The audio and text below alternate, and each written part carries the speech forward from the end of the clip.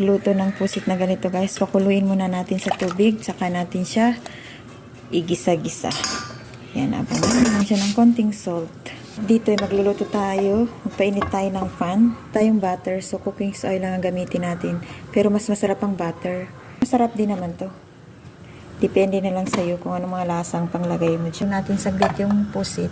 Magsaute na tayo ng bawang. Brown na siya. Ilagay ko na yung onion. Para pang ganitong lasang pagluluto sa pusit. Ibayin na naman natin kung humay na kayo sa adobo. So pwede nyung gawin ito. Masarap to. May mushroom pero ayoko na mushroom. Kaya tayo ng oyster sauce. Yung oyster sauce na siya. So guys, ang bango-bango niya.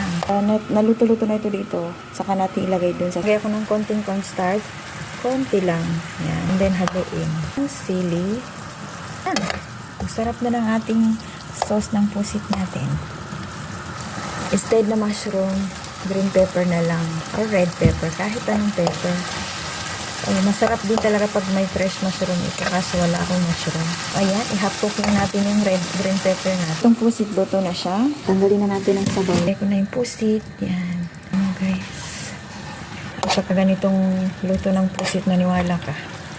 Ako, taklo bang kaldero. Yan guys, sarap nito guys. Yan, ang sarap ng ating ulam for today. Tingnan nyo naman na itsura pa lang. Yung salsa pa lang niya guys, ang sarap-sarap na yun. Yan. Sarap. Try nyo na ang luto ng ganitong pusit para hindi laging adobo. Sarap na guys. So yan, ready na po ang ating ulam na pusit.